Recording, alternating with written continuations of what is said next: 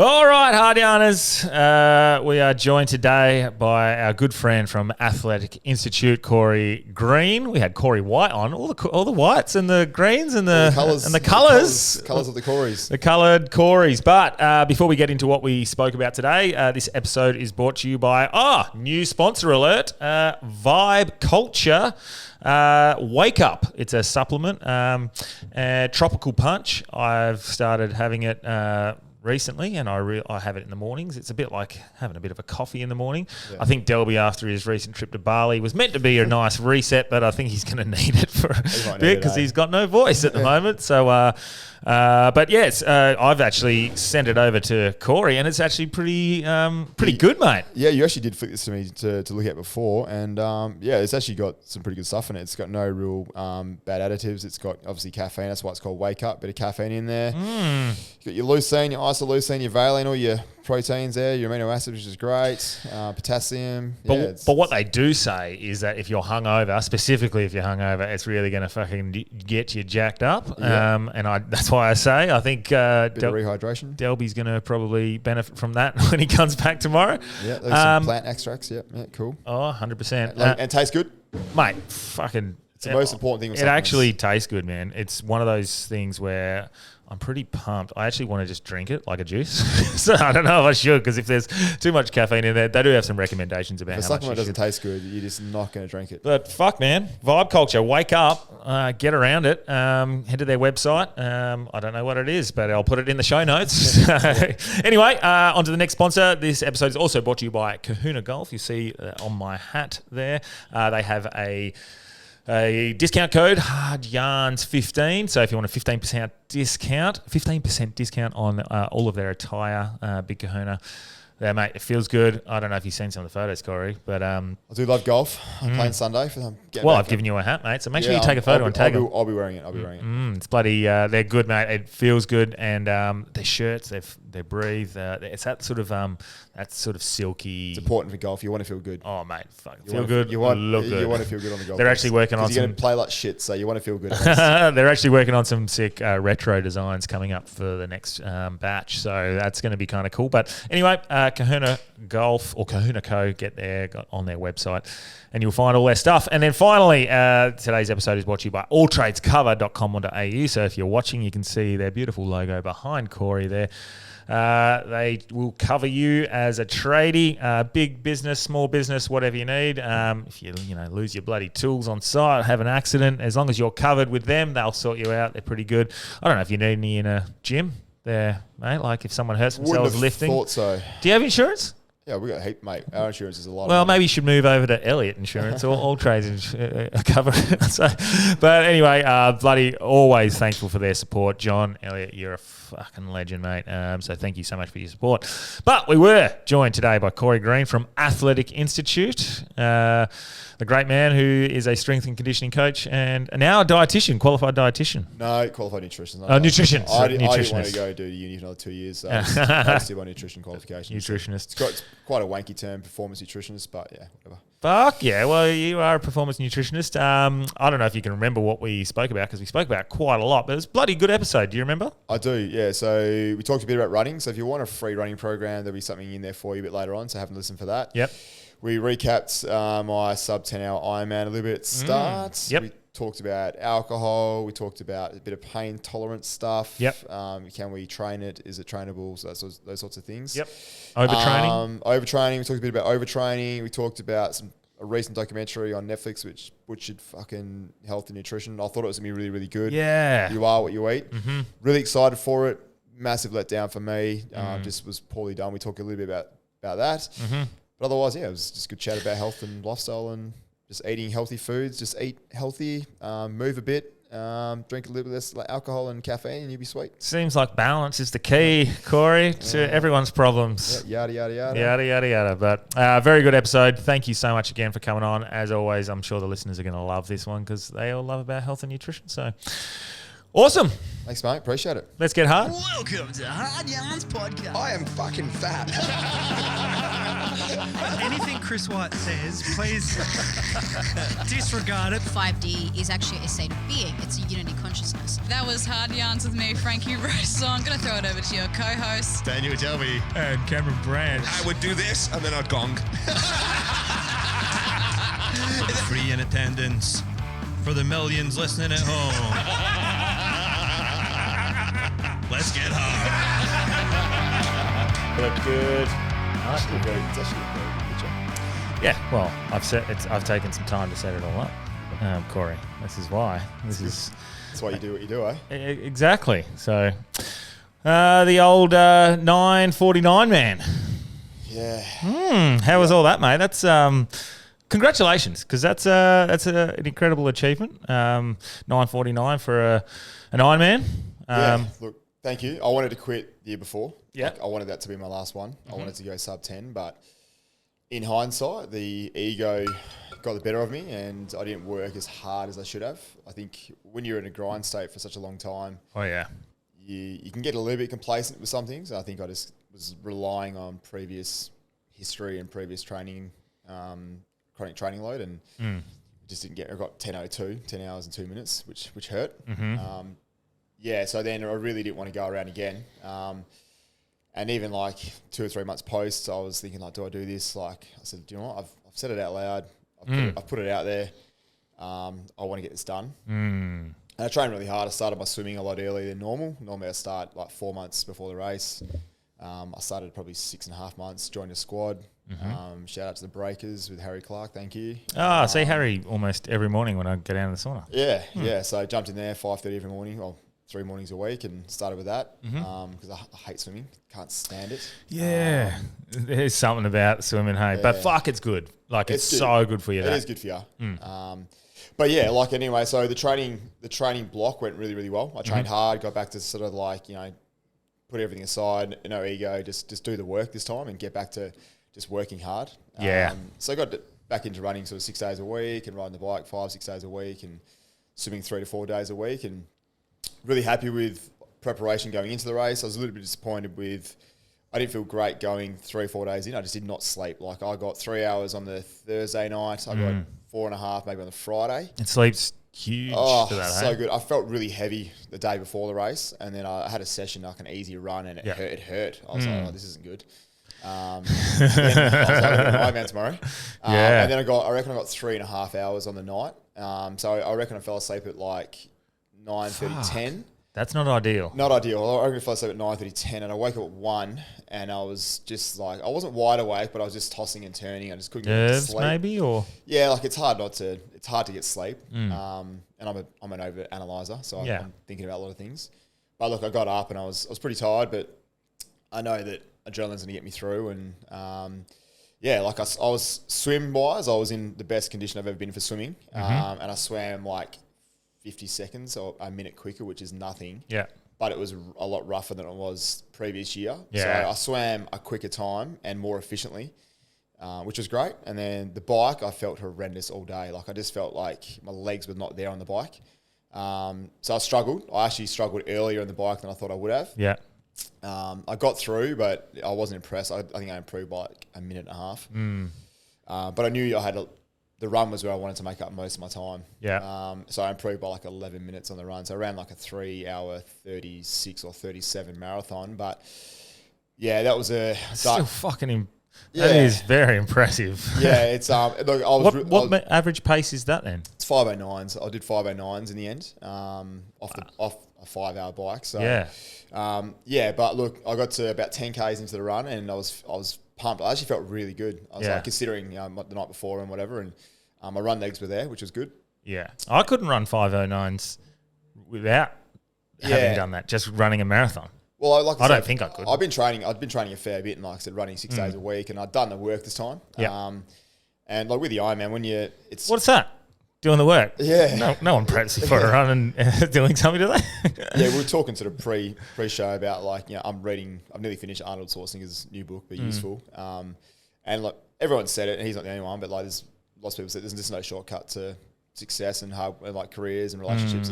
Careers and relationships, there's just no shortcuts, and even like with athletic endeavors, there's no shortcuts. Like you just got to do the work, be consistent with it over a long period of time. But anyway, I got to 10Ks into the run, and I was running next to this guy, Robert, ripping bloke, and we didn't say anything for the first like 2Ks, but we're running like the same pace. And I said, and I was like looking at my watch, looking at his, and he was running side by side. Yeah, I just sort of sparked up a conversation with him. Said, mate, look, I don't know who you are or what your story is, but do you want to talk for the next 30Ks? just to get each other. Just try and get through this. Like a mental. Yeah. And is that like almost like distracting yourself from the pain? Yeah, 100%. Like music. Time definitely goes quicker when you're having like music or conversation. And obviously there's no music allowed. So, so we sparked up a conversation. I knew his whole life story by the end. Guy in the Defence Force, done like tours in Iraq. And we're out here like suffering, but we're like, how good is it that we get to like suffer? We choose to be here, and we can physically do this. My journey is the reason I got the tattoo of my time on my leg or my ankle is the whole cliche story of like this is never going to happen. I'm never going to run again. I couldn't run for the whole entire decade of my 20s. From 20 to 30, I didn't do one run. I was trying to run in my like 28, 29 years, but just my ankle was just so beaten up. And we'll talk about the pain adaptation a little bit later and mindset. But I just I just didn't think I'd be able to run again. So to be out there, 9 hours into an Ironman, as much as it's hurting me, and I just want to stop. Everything's just telling me to stop. I was like, it's a privilege really to be out here. And me and Robert, I didn't break in any of the aid stations. I wanted to try and push through as many as I could, but he was stopping. And then I'd keep running, and then he would sprint up and catch up. Okay. And then he would say pace with me, and then we'd do this, and we kept doing, and I just kept running through every aid station. I did not want to stop. Do you think if you had to stop, maybe it makes it harder once you have that mental leak of you've already stopped once. Let's stop. Let's stop another time. Yeah. And then it just sort of gradually evolves, and you're walking a lot more than you want to. So but anyway, I think I walked my first one probably with him at 34Ks, maybe 35Ks. So I walked 2 or 3 in the end. But one of the second last aid station, he kept running, and I just quickly got some ice and water, and I'm talking you stop for 4 seconds, quickly get it and go. And I sort of lost him in the traffic, and because every aid station before that, I was calling him out, Rob, you still there, mate? You coming? I'm coming. I'm just amazed that you could, maintain a conversation after doing the swim and the bike and then running at a 5:09 pace. I should say the third lap's always the hardest. Yeah. There was not a word spoken. Yeah. In that 10K, that third lap on the 10K. Isn't that funny when it gets real hard? When it gets really hard and very different race, but that pint to pint I did over the just before Christmas, there was a point in the last leg where the guy I was running with, and we were getting each other through, was just dead silence. And I think it was just an understood agreement. No one's talking. It's a common understanding of we know we're both hurting. 100%. And so when we knew it was coming, we knew the third lap was going to be the hardest. He's like, we're just going to get through this third lap. And then you sort of, now your mind says well, I've only got one to go now. It's, you got 11Ks or something to go. Let's just get through this. Because it's up and down the Bustleton coastline there, you do laps around. It's 4 10 point something K laps. Yeah. Which I'm not a fan of, but it's, that third one was tough and not much. We might have said 1 or 2 words, but there was no conversation like we were in the second lap. In the last lap, we were just sort of looking on watches, what are our times and stuff. Yeah. No escape from the sun. No. Yeah, nothing. Lucky he started to cool down towards the end. But anyway, so the second last aid station, I lose him. And he just runs off. And I said to him, mate, if you feel like you want to go, I don't want to hold you back. I'm pretty much at my limit here. I've got nothing left to give. And I lost him in this. It was like a zombie apocalypse. At this point, there's just people everywhere, people vomiting, people on their knees. It was crazy. Jesus. Anyway, I lose him. He takes off. He actually picks the pace up. And I'm trying to catch him, and I'm realizing I'm not going to. And then it's one of those moments. It was a really definitive moment for me. It was this is either going to break me because we've been running side by side for 20Ks, or 25Ks, or it's going to spur me on. And there was the battle of mindset there. It was mate, just walk to the next one. You be right. And I was like, no, you can't. You got to get this time. I'm not coming back here. This is it. Yeah. Anyway, so the last 8 stations, probably like 2Ks from the finish. I didn't even look at it. I just just ignored it. Yeah. And I started to put the hammer down towards the finish. Something about that 3Ks. You're like, everything's hurting. I know I'm losing. I've lost at this point. I'm counting. I've lost 4 toenails. I can feel them coming off. I can feel them coming off. How fucked is that when you can feel them like wiggling in your sock? One of them was so bad. Yeah. And for the first time in my life, I'd actually pissed myself while running. Yeah. So I've heard about this, and I don't think I've come across anyone who's tried it. So you did it? Did it. And what? Yeah, look, so normally on the bike, you'll do one, or it's actually illegal to do, but normally you'll do 1 or 2. Yeah. I actually didn't do any on the bike. My hydration was pretty good. Yep. I didn't overhydrate, which is great. Because if you overhydrate, what is it? You just start to dehydrate, you start increasing, obviously you'll pee a lot more, which you don't want because you dilute your salts. Yep. Increase your chance of dehydration, and then from there it's bad news. Yeah. But yeah, anyway, so yeah, I needed to go off the bike. I was like, it's not too bad. I reckon I'll be able to hold it for 3.5 hours. But I got to like 20 or 15 Ks into the run, and I was running at 450 pace. Yeah. I was like, I did not want to stop at all. I was like, if I stop, I just want to get this time. So I slowed down to like 5:30 pace. Yeah. And somehow got it out, and I'm just wet myself. I ran to an aid station, got a cup of water, and then did that. But it all went down in my left shoe, and it's just like squishing around, sludging around. Oh, fuck. It wasn't great. All I can think about was the Green Mile. Like, is the moment in the Green Mile where someone does that and pisses their pants, and I just slush it in my boots. I could feel it in there, and it was hot, so it didn't take long to. Did you tell anyone when you hugged them at the end? No, I made sure I was rinsed off towards the end. But I didn't think I had it in me, but I got it done. And but yeah, anyway. And then, that's interesting. That's challenging in itself. It is pissing while running. Yeah, I can't do it in the ocean. Yeah, I have to stop and go. It's amazing what you can do when you really want something. Oh fuck yeah! I reckon. Yeah. And so anyway, but the finish line, the last K, I knew I was going to come in at sub 10. Last year, I did not enjoy the finish at all. Yeah, I was just disappointed with how I finished. So this year, I obviously got to. So me and this guy Robert were sort of like, we can go sub 950 here. Yeah. And he was like, we might just make it. Anyway, he finished at like 9 hours 51. Okay. And I thought I was. You left him. No, that's the thing. He must have started before me, and I swam quicker than he did, and I didn't realise. And I got to the finish line, I saw some work colleagues, and I saw my partner, and I saw my friends, and that, and I just sort of stopped and just enjoyed it, hugged them, and said good day. And then I looked up at the clock. It was 9 hours 49 and 52 seconds, and I was like, just get 9:50 doesn't sound as good as 9:49 for some reason. Yeah. So I just jogged to the line and got under at like 9 hours 49 and 58 seconds. Good man. And then collapsed. My legs gave out because obviously the mind was like, look, you're done now. Yeah. And then I got to my feet, it was a good feeling, and I was more proud the fact that I just didn't give up. I could have gone and not done it this year. Yeah. But look, anyway, done now. So now let's move on to the next challenge and figure something out. And come and do an ultra. Yeah, I definitely want to do an ultra. See if the ankle can hold up, but do a marathon next. And definitely look at doing an ultra. But I just, at the moment, just get back to working hard in the business. And yeah. Well, I'm interested because, again, very different run, the pint to pint we did. But you talked about the hyponatremic stuff where you're pissing out all your salts. Yeah.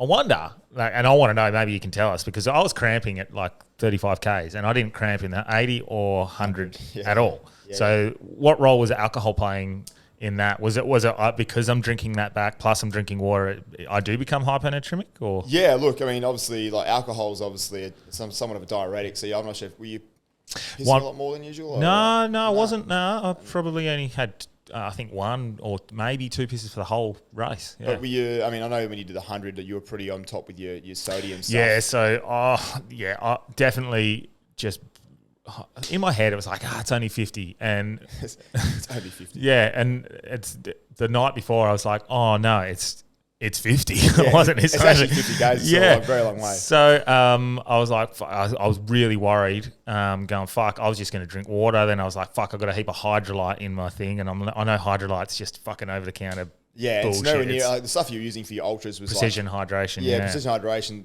They're like 500 milligrams per tablet. Yeah. A Hydrolyte's 100 milligrams per tablet. Okay. So you're probably taking in like a third of what you were taking in. So I definitely wasn't getting enough of that. But definitely the alcohol's going to have some effect. Like it's a diuretic. It's going to dehydrate you a little bit. So but yeah, that speaks volumes for precision hydration and what they're given because not for this to sound like an advertisement, but fuck, I did not even spasm once I got sore legs and sore muscles, but no spasms, no cramps at all for 100 or 80, and then without. and obviously add beers into the equation. Of course. It doesn't help, but it's just a bit of good fun and out with mates and supporting a good cause. And, but yeah, like so down at the Ironman in Bustleton this year, we actually did sweat testing at the expo. Oh, sick. For precision hydration. So that's why I worked like a 12-hour day on Thursday, which I wasn't really happy with. But we did a lot of sweat testing. And everyone who came through the sweat testing, they're pretty good athletes. I said, look, don't change too much with your hydration. But if you're a super salty sweater, which some of them were, I said, look, it might be worth adding in a couple of salt tablets extra and things like that. And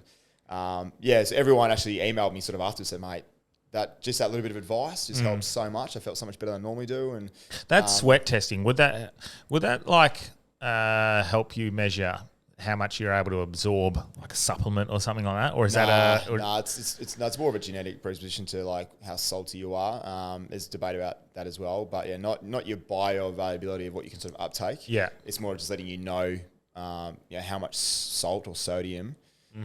You are losing sort of per litre. And everyone's different. And everyone's a little bit different. The average is about, people are surprised that most people are around 1,000 milligrams, which is 10 hydrolyte tablets in a litre bottle, whereas precision hydration is like 2. Fuck, and now thinking about it, I probably was not putting enough hydrolyte tablets in either. Definitely. Yeah. And like it's been so humid the last few days here in Perth. Oh, fucking oath. Oh, man, I went for a run yesterday morning and I was just drenched. So just rehydrating up sessions, But anyway, looking at really happy with how it went. I've done 5 Ironmans now. I can move on. I've ticked that box. Yep. The challenge now will be going for maybe a sub-3 marathon. Okay. At some point, like I think that 4:16 pace? 4:16 pace, yeah. So, but I think I'll go. My first one won't be that. My first one will probably like around 3:10, 3:15, and then. But also do an ultra. I actually wanted to do the Sandman 50 Ultra, but it's on the same day as my best mate's Bucks party, unfortunately. So, but that's a race. If Where are your priorities at, mate? I know. But it's 2:00 in the morning as well, so you could probably do it and get back in time. But that's a really good ultra if you're looking at doing one.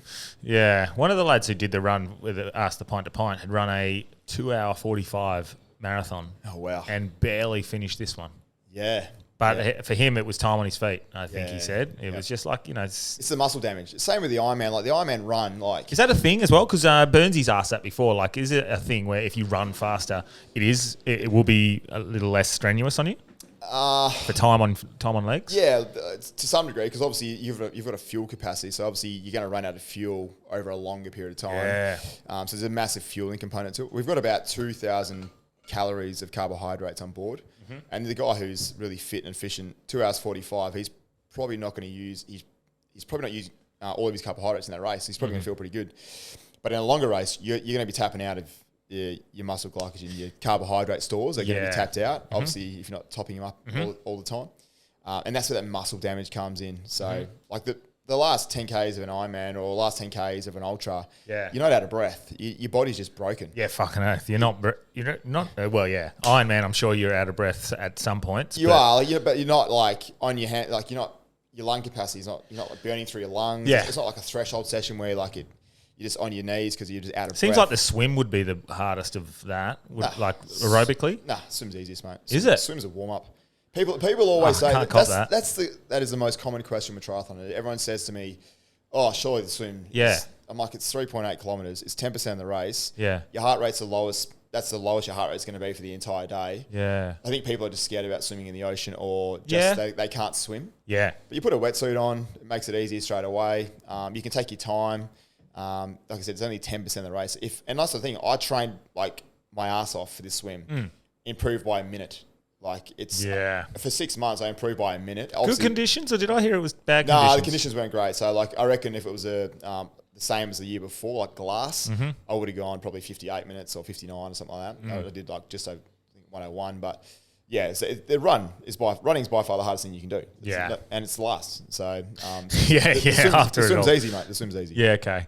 I'm interested as well because I am training now for an 80 and to do it in I want to hit a time. Like the Margaret River one? Margaret River one. Yep. I want to do it in the 10 hours. Yep. So if I could do it under 10 hours, that would be fucking incredible. What's the pace for that?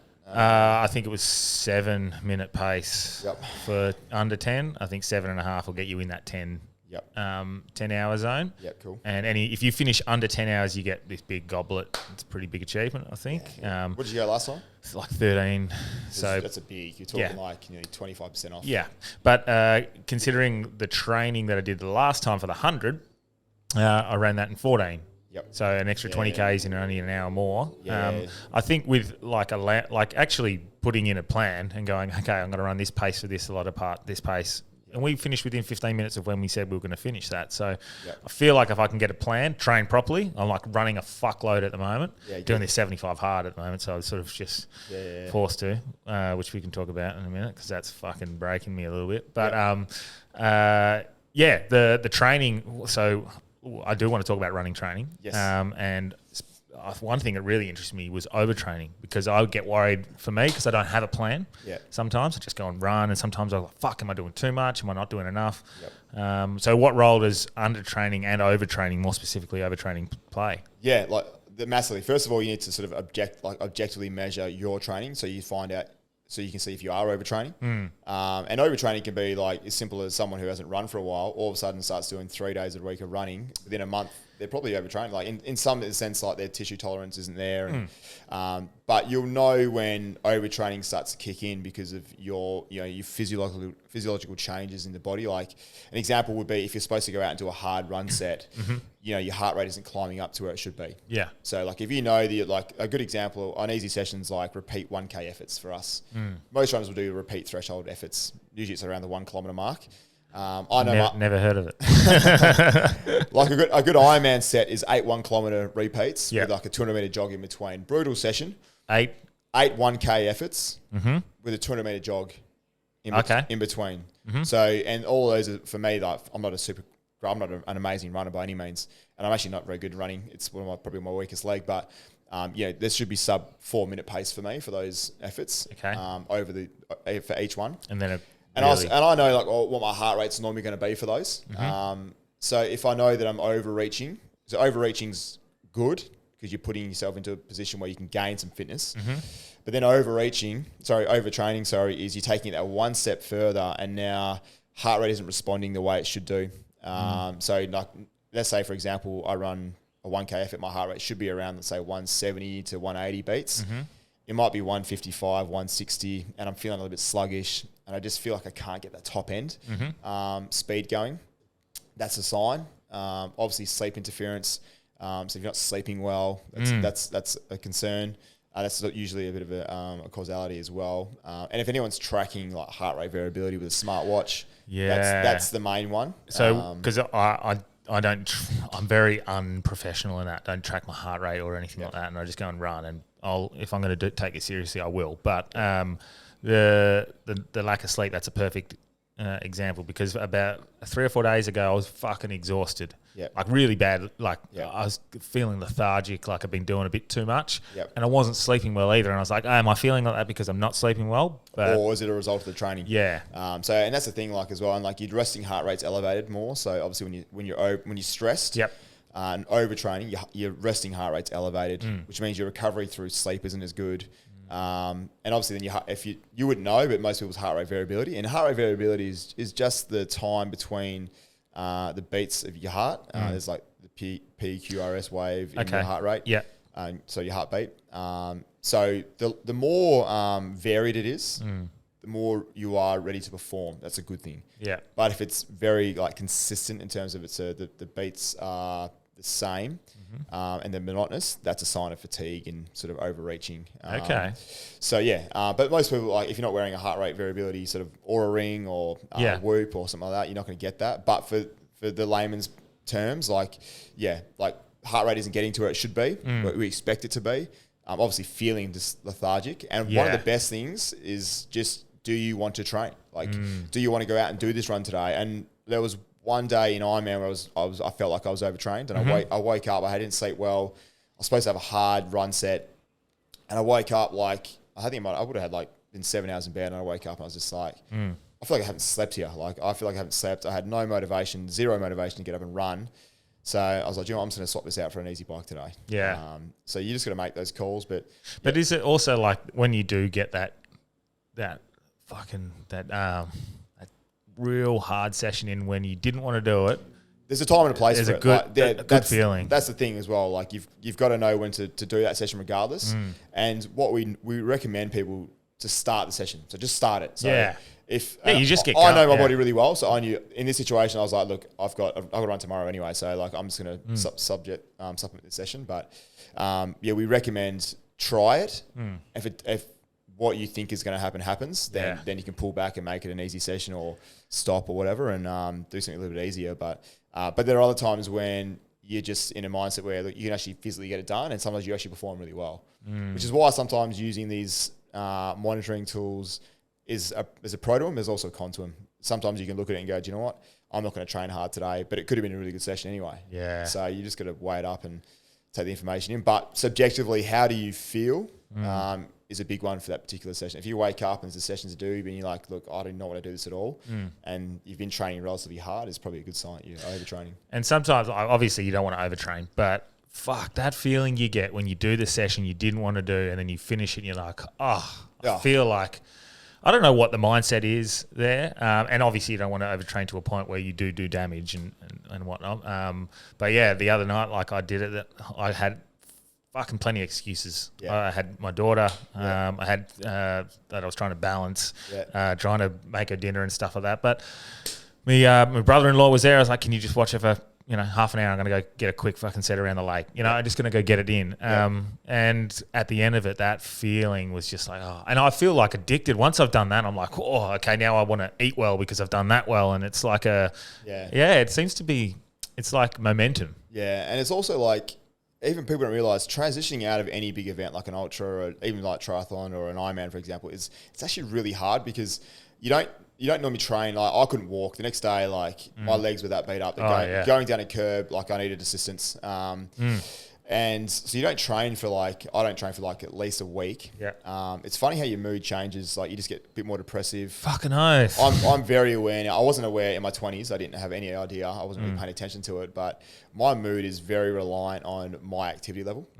So if I don't train for 2 days, which is very rare, if I don't train for 2 days, by the third day, I'm a bit antsy and a bit moody, and I'm just a bit down and flat. I'm like... Now, do you think that's a general thing anyway, and people are just less sensitive to it? I think people are less sensitive to it and aren't aware of it. Yes. I just think people who don't train every day or most days, probably, I'm just speaking, and even from my experience, you just sort of accept it as that's my normal. That's your baseline, It's my baseline. So you don't know. But then when you go, and we talked about a bit of pain, we'll talk about pain tolerance later on, but, looking at doing when I did my first half Ironman, I was like, there's no way I could double this. I finished, I was like, there's no way I could double this. This is ridiculous. Yeah.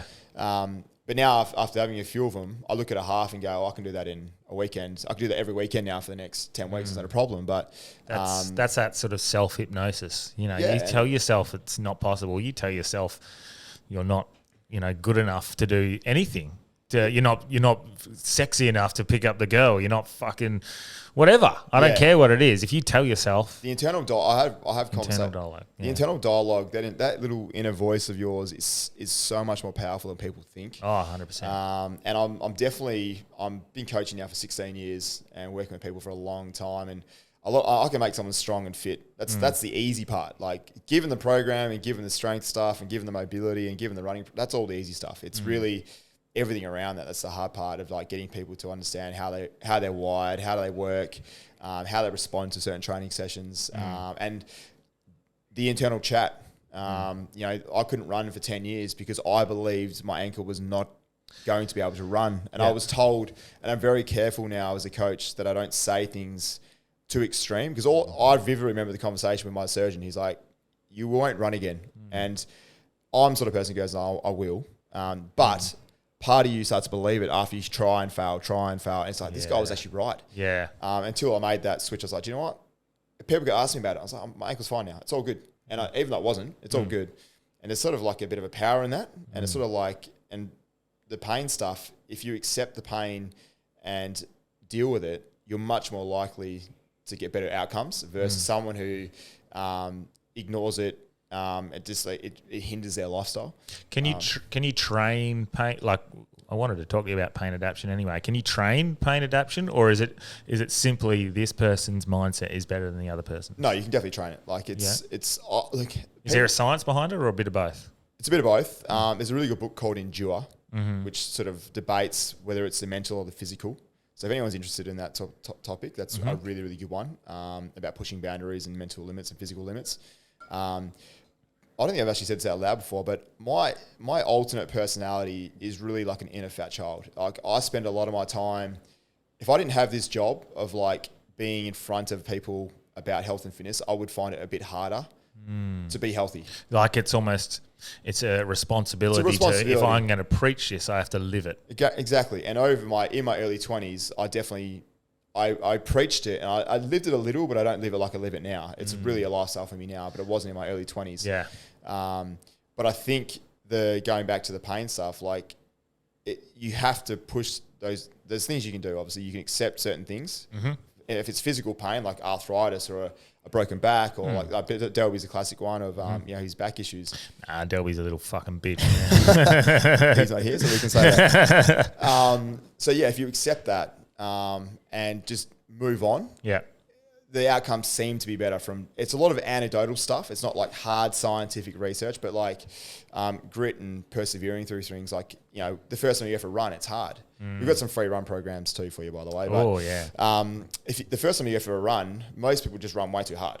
Okay. And they just put themselves in a position where it hurts way too much. And then they sort of like, I'm doing that again. Yeah. But it's because you see what other people, it's like a comparison thing. You see what other people are doing, and you're like, I can do it. Yeah. Don't compare. Ego's massive. I mean, especially for males as well. Like, when I played footy in my 20s, I used to be able to run like a 9-minute 3K. And then what they'll do is they'll go out on their first or second run and they'll do like 1K at 3-minute pace. Yeah.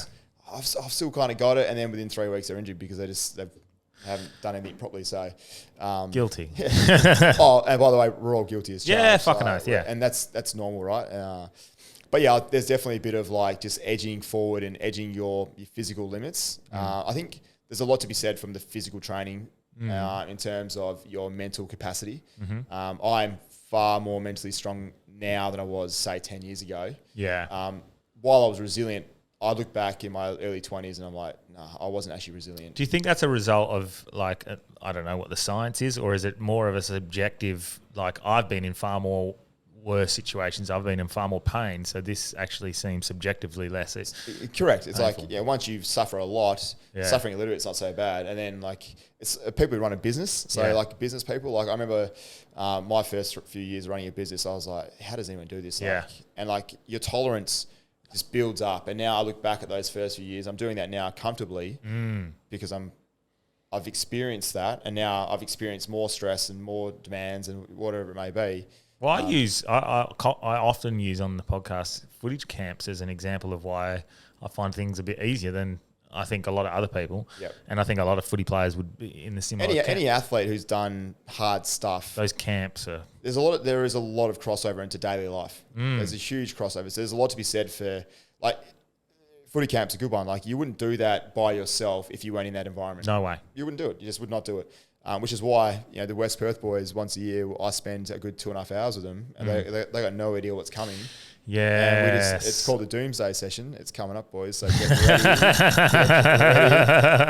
They got no idea what's coming. Yeah. They can't pace themselves. They don't know when their breaks are going to be. They don't know how many sets of running they're doing, and you just can't.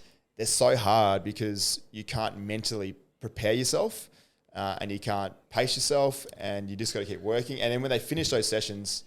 The good one last year was that they thought they'd finished. Yeah, so I was going to say, do you fuck with them intentionally and go, we're done, and then... Yeah, last year was the first year I did that. So we gave them the old false finish, which is obviously really... Fuck, man. Yeah, they were 2 hours and 29 minutes into their session, and we had a few boys vomiting, and we don't condone this at obviously all levels. These guys are athletes, and I've got a very good relationship with a lot of the boys, so there's a lot of trust there, and I know what I'm doing. So And it's a one-off. it's a one-off. We're not doing this. Obviously, it's just a one-off session. Yeah. But yeah, players they think they're done. They're high-fiving each other, they're getting around each other. The camaraderie built is massive, right? Yeah. And when you suffer together, you just form bonds quicker. Fucking oath. Form bonds quicker. So, and anyway, so they thought they'd finished, and they're walking over, and the Colts are like, oh, I can't believe the young boys are like, I can't believe we got through that. Like, that was the hardest thing we've ever done. And they're drinking their water and stuff. I'm like, all right, boys, you ever heard of a false finish? The Colts, the young boys are like, what's a false finish? Senior boys are like, oh, here we go. All right, one more 2K effort, boys. Just 2K time trial to finish. And but like you finish that session and you go out into a main training session, all of a sudden It's so much easier. This isn't as hard as it was, a week ago. That's why it is a muscle. Pain is like pain receptors, I guess, are like a muscle you can build because it is subjective. Yeah, you can, and it is subjective, and you can definitely increase your resilience. And it's also having that. Everyone's heard of a growth mindset versus a fixed mindset. Like a fixed mindset, the example is I can't get any smarter. I'm just born with this level of intelligence, and that's it. We know that's not true. It's the same with your physical capacity. Like everyone's going to be different. And we don't want to talk about extremes all the time. Like everyone in everyday life can get better and do that. So yeah, it's an interesting one. Well, speaking of extremes, I'm doing something that's probably a little extreme, which is the 75 hard. I don't know if have you heard about the 75 hard before? I have, yeah. I've seen a few socials about it. I don't know like what science goes behind it, but there's a bit of more. It's more about mental strength and mental fortitude, I guess, because you're not allowed to drink, I'm finding that easy. It's 2 workouts a day? 2 workouts a day for 45 minutes. Now, you probably should be smart about this, and it's less about the actual workout and what you're getting at. It's the habit of putting aside 45 minutes to specifically do an exercise, whether that's stretching, fucking yoga. Lots of zone 2 going for a walk. Lots of zone 2 stuff there. 100%. I probably went a little too hard earlier on, and I'm being a bit better with it, and I'm doing stretching sessions and walking a little bit more. But yeah, I'll first probably 10 days I went a bit too hard. Typical, that's fine. Yeah, you got to read 10 pages of a book, non-fiction book a day. Yep. You have to drink a gallon of water a day. What's a gallon? It's about... that's my maths now. It's not like 3. Is it 3 something later? I've got it written down, but I should know this because I'm having it. But I'm having way more than that anyway. I probably am at points hypernatremic, pissing too much. Yeah. I think that's about it. You have to set yourself a diet. In no cheat meals. So it's pretty. No cheat meals. So I'm shredding up pretty good at the moment. You're looking good. I'm feeling good, and you start to see it and you start to feel it. And I don't know whether it's this as well. The other day, like I've started this Vibe Culture, which is a new sponsor coming on, not to drop some sponsorship talk in there, but I started having them like in the mornings, and I do feel now it could be the non-alcohol, it could be just the diet, it could be a range, it could be the Vibe Culture, it could be a bit of all of it. But fuck, man, I feel good. Yeah, it's all of it. But to a point, like I guess making these changes has like become addictive. Yep. Now, like I finished the other day, I finished everything I had to do, and it was like 9 o'clock at night, and I was like, I want to do something else. Like I want to do something else to better myself. So I read more pages. Yeah. Like I needed to do something else.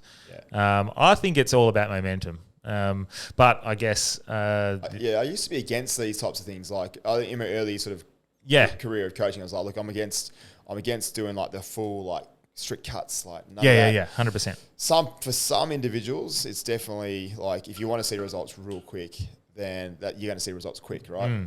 Here you go from eating a lot of refined foods into eating healthy all of a sudden, like real foods, you're going to see a difference. Yeah. And if you go from not exercising much, obviously, I'm sure there's a lot of failure stories of the 75 hard. Oh, fuck no.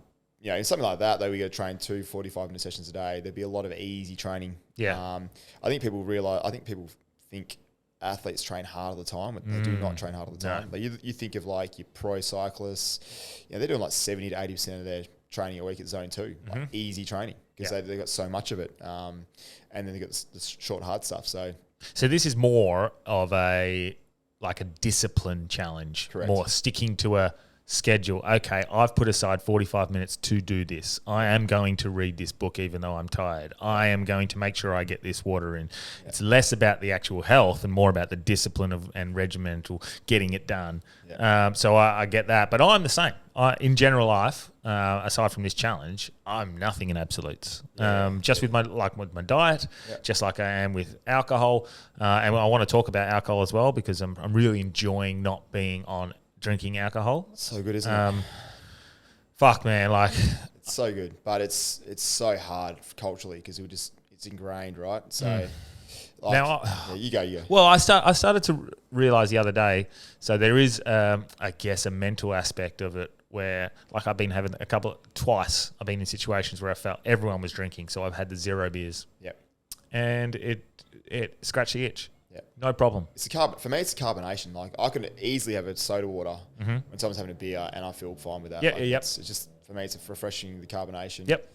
And look, drinking, like, it's something as like if you're in your 20s, you're probably thinking to us like, nah, I'm gonna have a beer most weekends. Like, but I'm now nearly 36, and it's just like I appreciate my health. I appreciate my body. I appreciate feeling good.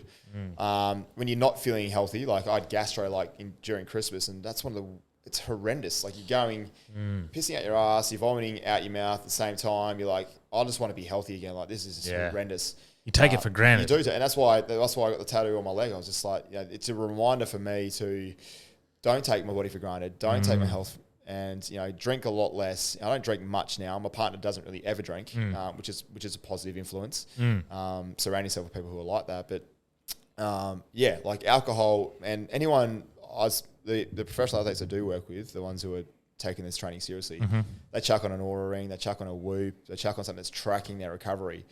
You have a glass of wine before bed, it affects it a little bit, and it'll affect your sleep. As soon as you have 2, like, you're at now at a point where you're really ruining your sleep, and then 3, and then it's curtains after 3 or 4 in terms of your actual. You might be asleep, you might be don't remember going to bed or whatever it may be, but you're not getting good quality deep REM. Rapid eye movement sleep, and there's dreaming as much. So all those things are really, really important. What is it? Because so physically, I'm interested in what it's doing because there's the side of me that's the spiritual woo-woo guy who sees the lowering of the vibration that we've spoken about plenty of times. I think alcohol is actually from the Arabic word alcohol, which is spirit eating or body eating spirit, which is an interesting thing from my point of view. But then from the physical side of things, and just mentally, I see it. The fact that alcohol adds to my stress levels. So if I have a stressful day at work, I won't handle that as well. Yeah. And then if I don't handle that as well, maybe I'll take that out on my daughter or friends around me. And then if I am having I might eat terribly as well. So it doesn't just affect that one little bit of health of like having the sip of alcohol. It affects everything around it and my ability to handle other stressful situations. And it also augments that depressive mood state I was talking about before, because you probably don't exercise that day. Like if you're having a beer, or most people aren't going to exercise. If people exercise in the afternoon, some people do. You have a beer or a glass of wine or whatever it may be. The next day, you actually wake up feeling so much more depressed. In terms of it's a very depressive thing. Well, it is a depressant, I guess. So, 100%. So it just augments that sort of sensation. Does it physically change like anything within your muscle makeup and structure, or ability to does it? Yeah. It hinders recovery. So if you've done a weight training session or a cardiovascular session, it's going to hinder the recovery from that session. So in terms of like the muscle physiology or the muscle morphology, like I don't know if it like having 3 glasses of, I don't know if this is even out there, having 3 or 4 glasses of wine actually changes any muscle physiology. I don't think it would, but it would definitely hinder sleep, therefore recovery, therefore you're probably not going to be training optimally the following day or the day after. So it might mean that if you're drinking a couple of times a week, you're delaying that recovery time. So you can't train as intensely, you can't train as often. That's what I would say about that. Is there any benefit to alcohol? Like, I know people will argue, wine you can get antioxidants out of, but you can get that same, or if not more, antioxidants out of fucking blueberries. So, that's not a fucking, I need more antioxidants. I think it's a cop out. I don't think drinking a genuine poison is going to help anyone. There's not. I can't think of one benefit from. No, the only benefit, and I will say this in the sense that if you run a business, if you're someone who socializes on a golf course with corporate clients, there is something to be said for people lowering their inhibitions, having good conversations, getting to know people on a deeper level. They're like, we all know that when you have a couple of beers, the prefrontal cortex is just completely inhibited, and a really good book about that is called The Chimp Paradox. It just talks about the chimp part of your brain, which is like your initial emotion. How dare you? I know. the initial emotional response to something. And then there's the human element, which is like the person who you want to be, the smart, logical decisions, that sort of adult sort of mentality. Yeah. Making educated decisions. And then there's also the sort of computer, which is like the autopilot. So things that have just happened to you over your past, which you've experienced lots of, that are just on autopilot. You don't even realize you're making these decisions. The default mode network, is that what that is? Yeah, similar to that. But yeah, like that chimp part of your brain, like example for me when I was in my late teens, early 20s, for some reason when I drank, I was angry. And I was obviously dealing with shit at the time. I didn't actually deal with it or whatever. But those decisions they're just poor decisions. You're reacting this when you might say something to somebody that you shouldn't have said. While you might feel it and believe it, normally the next day you would be more controlled and more calm and wouldn't say those things. And there's also like at night times, people tend to be in their chimp mindset. So at night time, you'll tend to think more darker thoughts or more like aggressive thoughts, or you might be thinking that I can do this or do that. Generally, when you wake up in the morning, you have a different outlook on it. It's a weird sort of thing, but the book really explains that in great detail. It's a really good book from a psychological standpoint. So if anyone's wanting to understand how their brain works, and for me, it's been game changing. The Chimp Paradox is a good one. Interesting, because it does intrigue me that alcohol's legal, and then there seems to be no benefit to it at all, and even things like MDMA, ketamine, mushrooms, marijuana, they all seem to have some sort of benefit. They've usually got one small benefit. Yeah. Now, obviously, all can be abused and used every drug terribly. Used, but I'm just... Caffeine's look, but no one... Caffeine's one that's exactly the same boat. Like, I love coffee, but I know I'm sensitive to it. So if I have 2 a day, my anxiety goes up. I get tight in my chest when I'm stressed. I just feel it in my chest if I have 3 coffees a day. So caffeine's one. If you took caffeine out of your diet, you're going to sleep a lot better. But for me, it's also one of the happiest moments of my day. Fucking oath. It's getting my coffee. Like I'm just like, I was happy.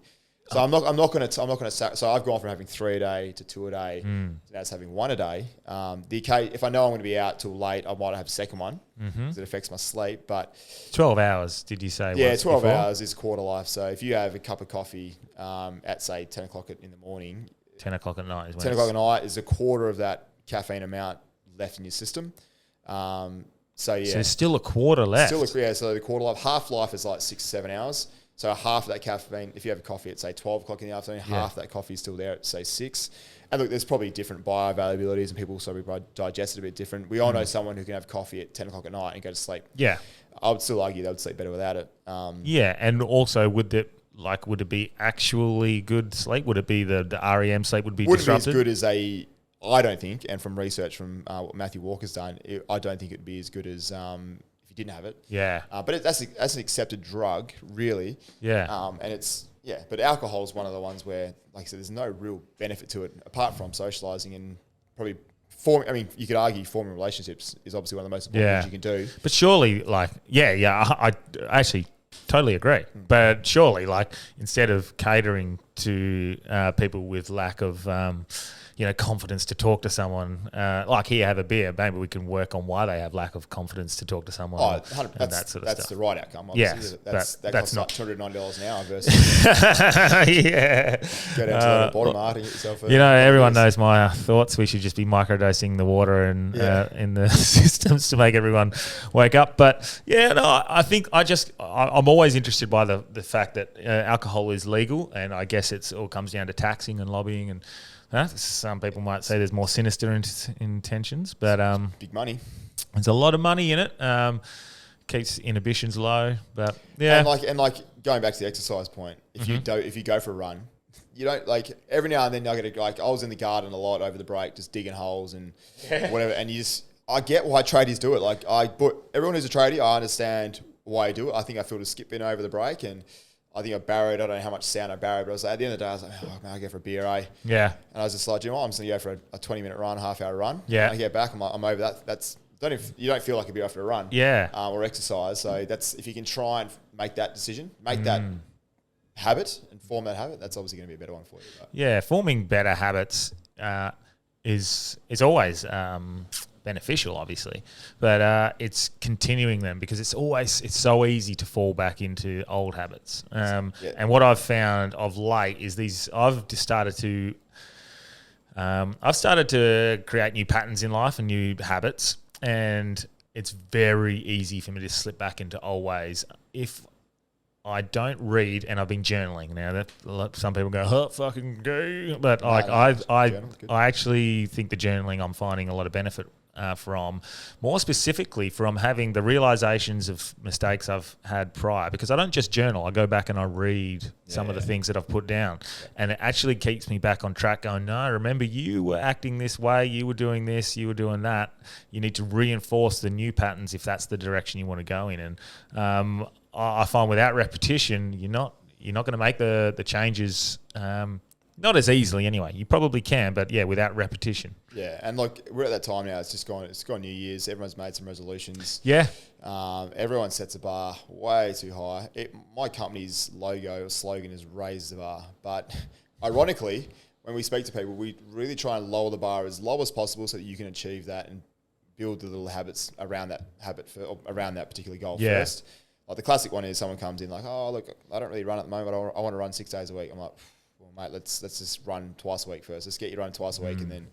Well, sometimes the goal is so far out there, and they're looking at the top of the mountain and they're on the first step. That's the problem. It seems so unattainable and so unachievable and so unrealistic that they can't see the pathway there. Instead of trying to visualize where you're supposed to go, just trying to achieve those first little steps one at a time, and they all add up. And I don't think people really act like that. They try to, climb the mountain first time. They want to shortcut it. There's no shortcuts. So I had a chat with my athletes this morning, and she's the same. She's a very good golfer, and you're looking at where you want to be, and you're trying to get. So the ambitions. So I always talk to athletes. This is a conversation I have with my athletes. Like, what's your ambition? Right? Is your ambition to be professional? Just be a healthier athlete who performs well at their sport? And apologies. There we go. Take How the phone professionalism. Call. Yeah. So what's your ambition? Do your actions reflect that ambition? Like, is this your ambition? Are your actions actually here? So you're not really where you need to be. Yeah. But sometimes if the ambition's all the way up here and you don't have good habits in place and you start trying to drive the action straight away, then you're gonna falter real quick because it's just too hard to sustain and maintain. And it's just baby steps, patience, all those cliche answers you can think of. It's one of those. So. Yeah, and I'm guilty of it. You're guilty of it. I know we both are, that you always want to achieve more and be the biggest and the best. But it always seems to be, and I guess this comes down to zone 2 running, like, building the base. The foundation. Building that strong foundation slowly and organically is always the best way for success. In anything, business, the whole lot. 100%. And like going back to running, like, so if you do want a basic running program. So you can download the app Train Heroic. And once you've set up your account, you can go into your settings and go to the My Training section of that, and you can enter an access code. Yeah. If you enter the access code Run Beginner, you'll get a free 4-week program. It's just 2 runs a week. Very, very simple. This is for someone who doesn't really run. So 2 sessions per week with a 3-day break in between. That's through your guys' app that you have? AI app? AI, it's through that. Sounds like a lovely little ad. Click this up. through our company. So you can, if you're someone who wants to get into running, you don't really have an idea where to start, this little beginner program will be perfect. It's 4 weeks free to take it, use it, don't use it, it's up to you. And if you're a bit more experienced, as an intermediate one, so same process, download the app Train Heroic, go to your settings, go to My Training and enter the access code and just put Run Intermediate. 3 runs a week, a little bit more difficult, but it's a zone 2 in there. So if someone's trying to run 3 days a week, you know, you want to have one zone 2. You can do it. Definitely want to do one sort of harder one. Yeah. But if you're new to running, I would say 2 easy a week. Yeah. 2 easy zone 2s. So zone 2 on a Monday, for example. You might do a sort of like a harder threshold, shorter interval-based run on like a Wednesday or a Thursday, and then like an easy sort And of zone 2 on a Saturday. just briefly for new listeners who maybe haven't heard you talk about Zone 2, can you sort of talk about Zone 2 and probably the easiest way to measure whether it's in Zone 2? Yep. So if you know nothing about running or nothing about zone 2, you should be able to hold a conversation pretty much the entire time. Like not so like fluent like we are now, but you might just have a bit of a pause between every few words. But you should be able to hold a conversation. You're not out of breath at any point.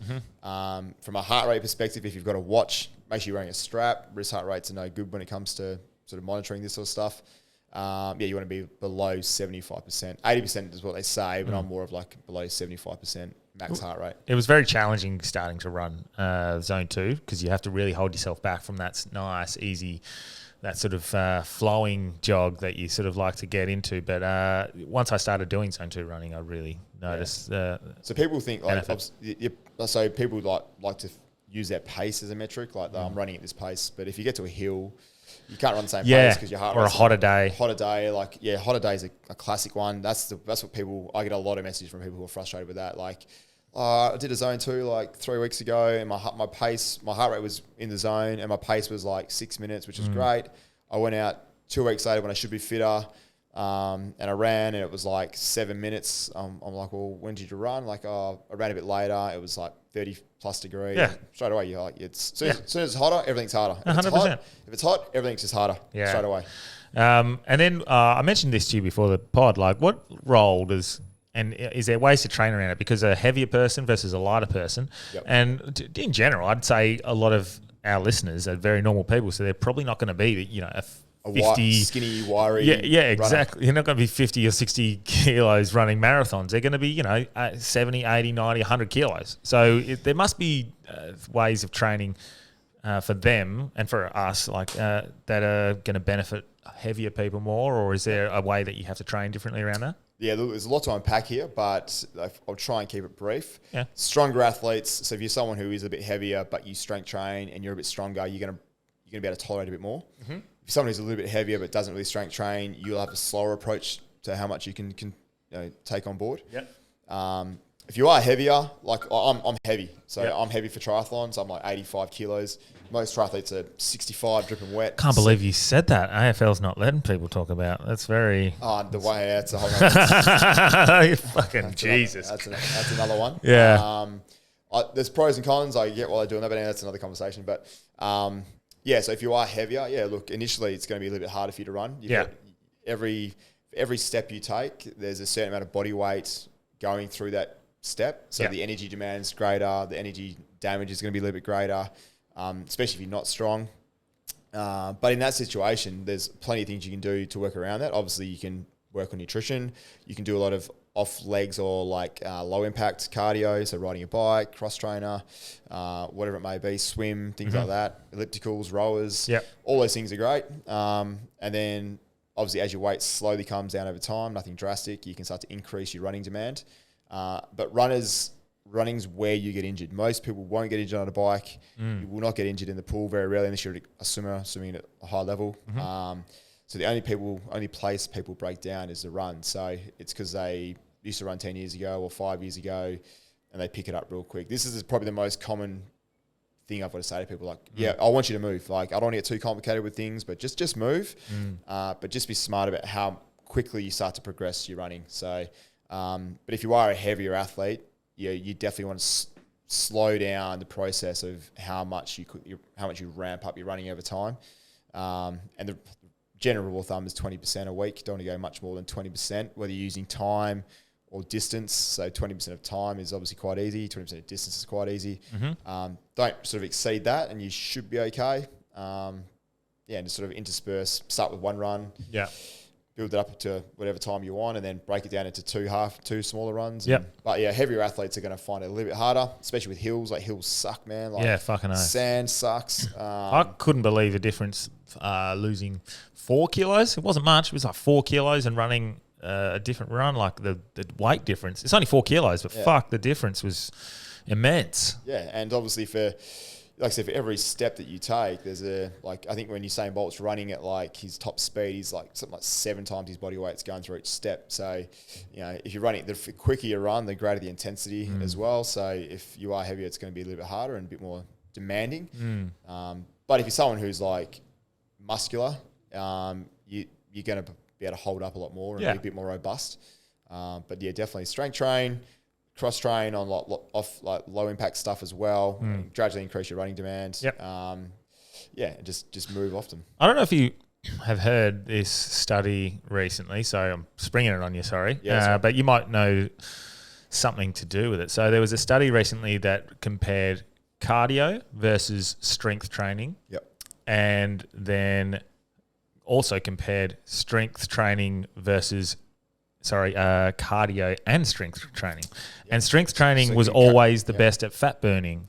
Even which is strange to me that strength train plus cardio is still not as well, I don't know. good. I don't know the makeup of the study. It was only slightly different, but yeah. Yeah, I don't know the makeup of the study, but that's so doing strength and conditioning is concurrent training, so you're doing both at the same time.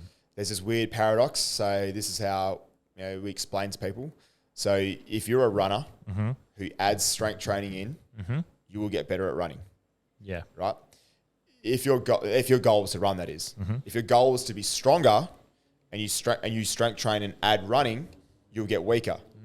It's this weird sort of dynamic, right? So and even like the distance between, let's say if you do 2 sessions in a day, you do strength, and then if you do strength, and sort of half an hour later you're doing cardio, you actually diminish the effect of the strength session because you start changing signaling pathways. And is that potentially why the fat burning is less when you add cardio? So going to the fat burning side, look, I mean, from my point of view, it's lean muscle mass is going to upregulate your resting metabolic rate. Okay. So I don't know how they were deeming or measuring these people's body composition, but I'm not talking. Are they talking about in the acute session, or are they talking about over the study? Found that over the study, yeah. Yeah, I would just say that depending on how the study was done for the strength and the running or the conditioning, if they did the session strength first, conditioning straight afterwards, that might be the reason why, the fact that they weren't actually developing as much muscle mass as they could because they were interfering that effect of the session. So the cardio doesn't help burn fat at all, or no? So like cardio, you can definitely become more efficient at burning fat by doing like low intense cardio, keeping the heart rate low. Zone 2 is a really good class. You might hear people say fat adaptive training, or you increase your fat burning when you run. There's obviously some truth to that.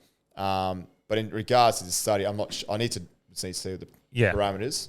But essentially, you're using more fat as a fuel source at low intensity.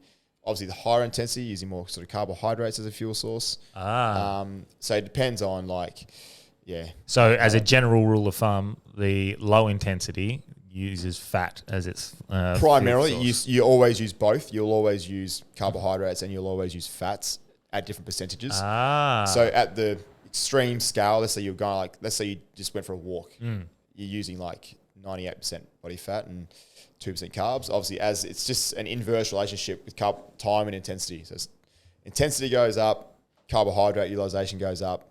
As intensity comes down, carbohydrate utilization goes down. You use more fat as a fuel, but you're always going to be burning both at the same time. So it's a funny one. But carbs is always an interesting thing as well, conversation, because carbs, like, what if it's processed sugars and and food like that? It's very different, isn't it? This is where I cop I don't know. This is my philosophy is ebbed and flowed over the years. So I'm a qualified nutritionist. I've done every type of diet you can think of to the extreme, apart from probably the carnivore.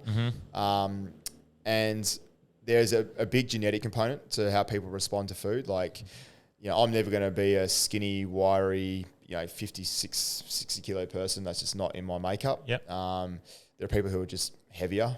Generally, there are people who are wiry, there are people who are quicker, people who are strong. They were all wired slightly differently, but I'm probably, I want to say I'm on the fence, but I just feel like if I had to put my house on it, refined carbs, we know refined carbs we don't respond well to those. They're not healthy for you. Yep. But I'm not a big believer that it's just calories in, calories out. And this is where, like, if you're a nutritionist, you're probably thinking, what is this guy talking about?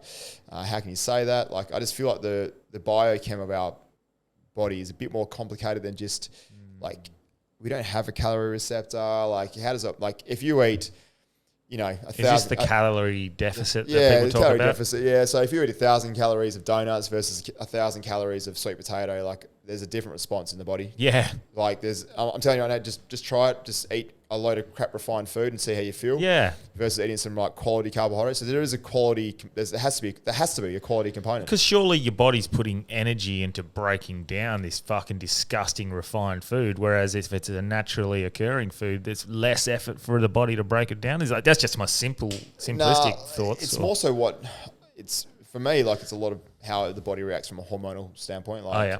You Oh, can't, so you're going down the science point. so you can't get type 2 diabetes Yeah. if you don't eat shitty carbohydrates. So and that's a hormonal response. Like, it's an insulin response. So there's the classic debate of like, there's two camps. There's a camp that says it's hormonal, so it's insulin related. So if you eat lots of sugary food, obviously insulin is constantly being spiked. You get hyperinsulinemia, your body doesn't absorb sugars properly, and then you get diabetes, and someone cuts your foot off like 20 years later. Right? And then there's the component of, it's calories in, calories out. So if you just have to eat less calories than your body needs, we can figure out how much you need by your height, your weight, your body mass, your lean mass, how fit you are, and how much you move. So we can figure that out. But then it's like, well, how does my body know it's getting 2,000 calories? Like, there's no measuring stick in my body. There's no calorie receptor saying, it just partitions fuel where it needs it. So if I need to repair some muscle mass, it would go over there. If I need to make some sex hormones from fat, it would go over there. So yeah, I used to be like calories in, calories out, 10 years. This is it. Yep. Calories in, just eat less food than you need. But if I need 2,000 calories a day and I'm eating 800 calories of donuts a day, I don't think you're going to lose weight. No. I put my house on it. But the hardest thing to do with research and nutrition is you can't control it. Like, you just can't. Did you see that documentary that's came out on Netflix? You Are What You Eat? Yeah. Yes. Oh my God. It's one of the worst documentaries I think I've ever seen. I was so excited to watch it. Same. I I was watched like- the first 30 minutes and I was like, okay, this is clearly I'm funded by like- vegans. And then secondly, like, even the food they gave, for example, the herbivores, they gave like sausages and like corn or something like, and what the fuck? That's not meat. Mate, I saw it. I was like, I'm actually excited because they started out. It sounded all right at the start. Like, Yeah. look, we're going to get 2 twins. Like, if you get twins, fantastic. That's awesome, right? You Yep. get twins. We're going to feed them 2 different diets, and then we're going to get some results from the study. And I was like, fuck, how good! Someone's actually doing this. Yeah. And then it just evolved into like this bashing on meat, and then like the people, they weren't controlling the training. There was the food that the quality of meat that people were getting wasn't great. It wasn't like grass fed. They're getting all this shit fucking meat. I'm just like, It's almost like they're trying to indoctrinate the nation to make sure they start to have lab grown meat and start eating bugs, Corey. I know. Jeez. Like, the first 4 weeks was good. Like, it wasn't great, but like, they got their meals delivered to them. Yeah. You just eat this. Yeah. Right. How hard's that? You can't mess it up. Yeah. Some people would have been cheating a little bit, but they're getting most of these meals right. Yeah.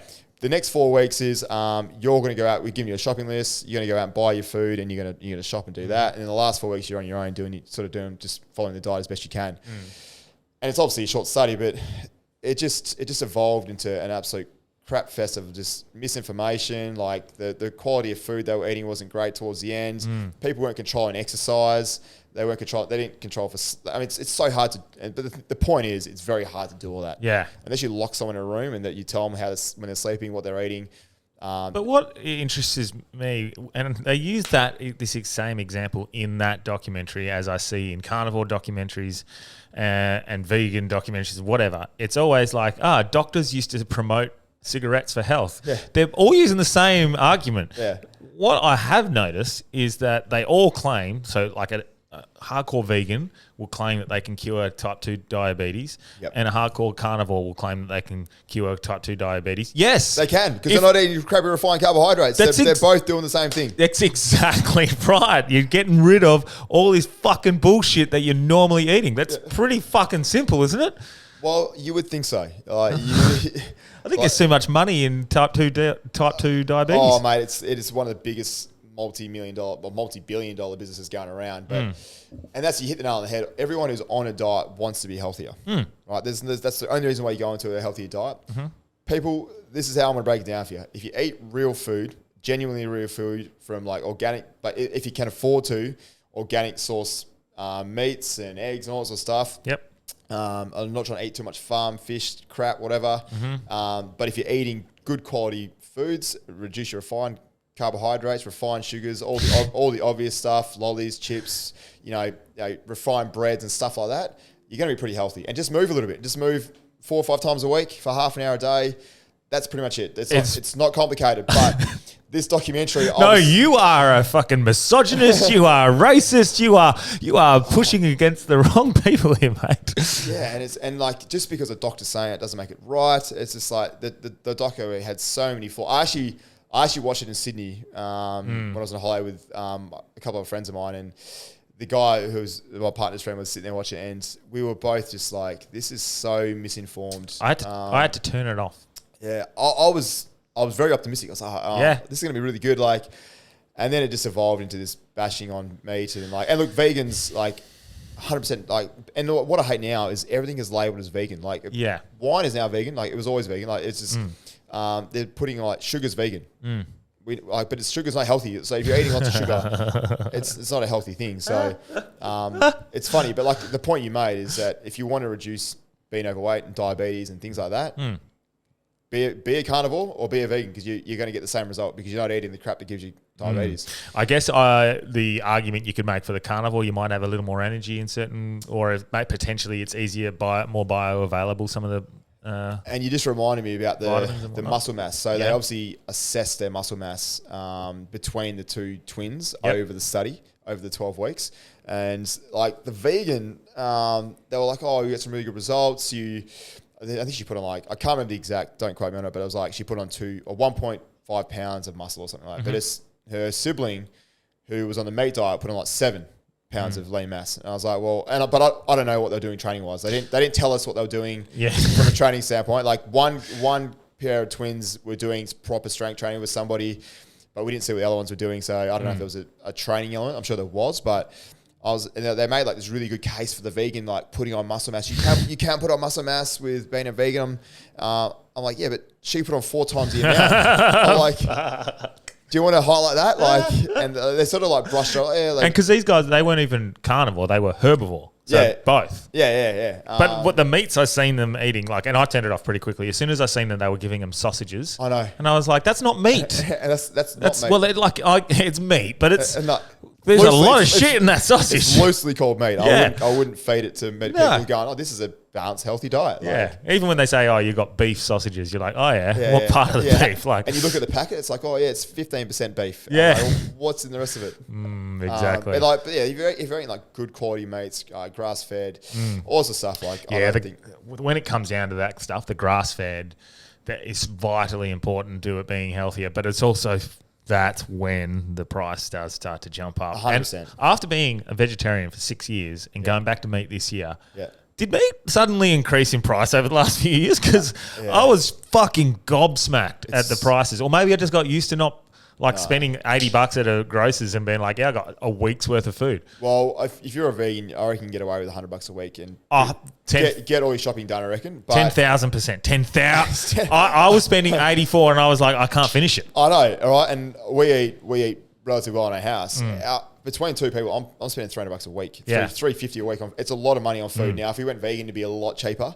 But I just know the benefits of feeling better and muscle mass. Yeah, and people were like, "Oh, I thought it would have been expensive, eating vegan." And I was like, "Well, vegetarian." And I was like, "No, well, I wasn't eating shit. Like I eventually was, to be fair. Actually, I went to that point, but while I was eating just I was going to the vegetable section in the grocery store and just buying vegetables. Yeah. It was like, it wasn't very expensive. No, vegetables are very cheap. Yeah. You've had obviously the guy who was on here who talked about vegetables will kill you.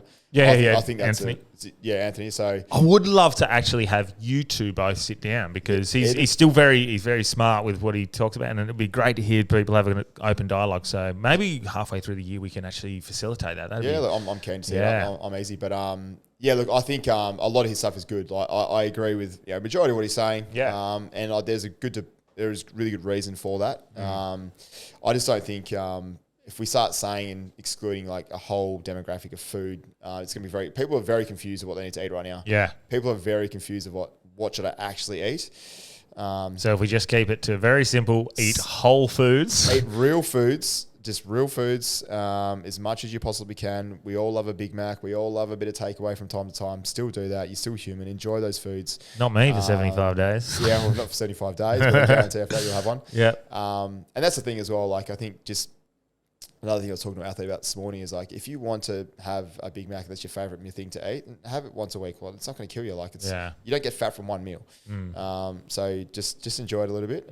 But the essence is understanding the philosophy behind how you eat, why you eat, and the emotional stuff. And the philosophy is it's just don't eat too much refined stuff and you'll generally be okay. And there's very limited research on the effects of the long-term stuff of like, obviously we know studies, you can't, there's a lot of people out there on socials like being very deterministic about this. We know that calories in, calories out is the answer because they've done trials where they've done exactly isocaloric meals and they've eaten like half carbs and a bit fat and a bit of protein, and some just ate no carbs and they calorie matched them and stuff.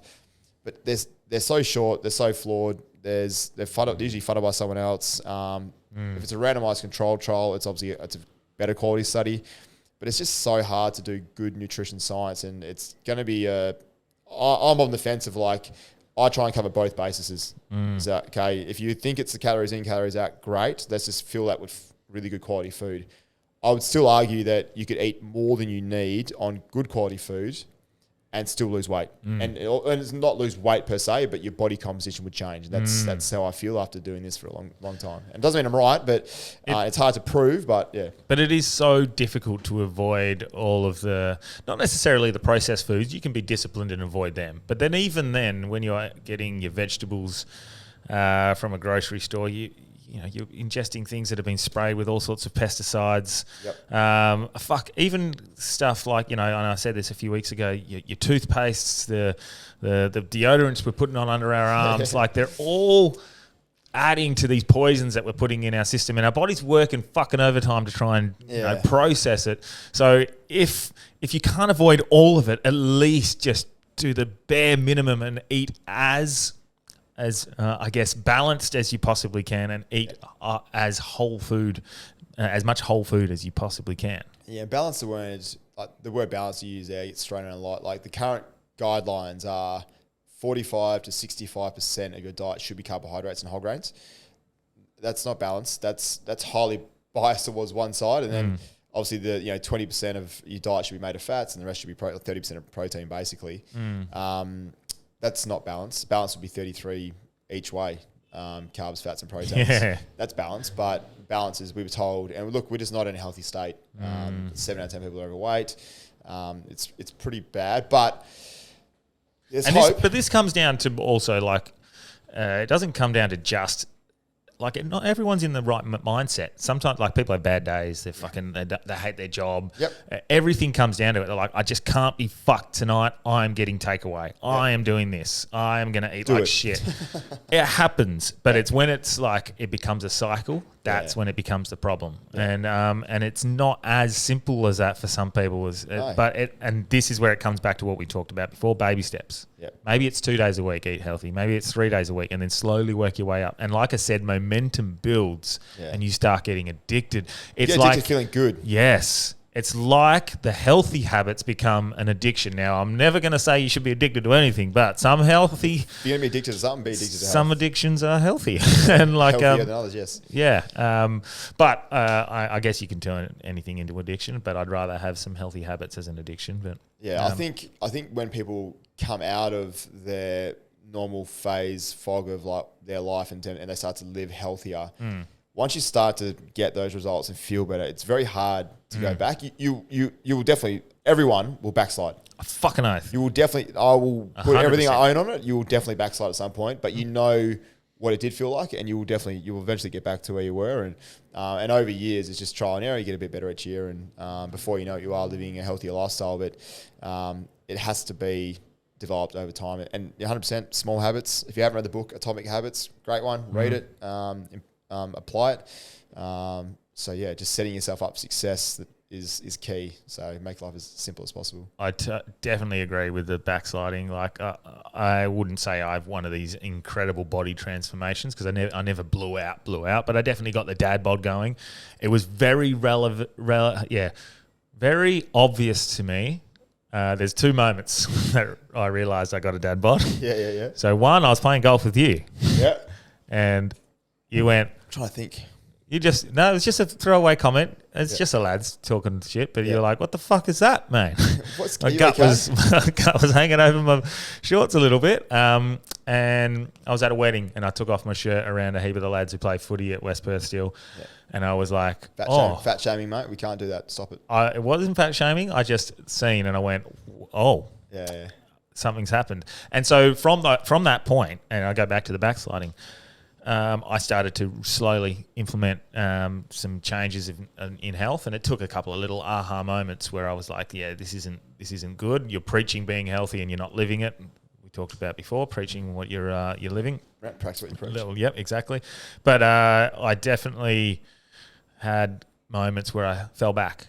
It's the same with me getting off weed. Yep. I got off weed, and I had moments where I went back for 2 weeks, and then get back on, and then go 4 months without it, and then get back on, and I'm about 9 months without smoking. Yeah. I'm 3 weeks without drinking. You know, I don't know how long the drinking will last. I feel fucking incredible. That's the biggest impact. Yeah, biggest change I've ever felt. The longer you go, the easier it'll get. But yeah, it's I said to him, I'm never going to give up drinking. Yeah, because I do like the occasional red wine. I'm never going to say never. Yeah, nothing in absolutes. Absolutely nothing. Absolutely nothing in absolutes.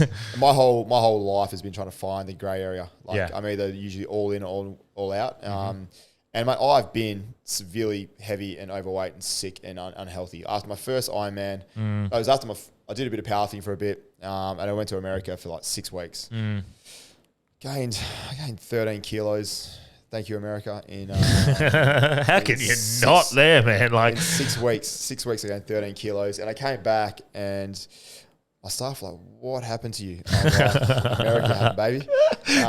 Did you go to Cheesecake Factory? So I know what it's like to be overweight and unhealthy, and I like eating whatever I want. I love eating whatever I want. It's like when you're on holiday, and that was my early 20s.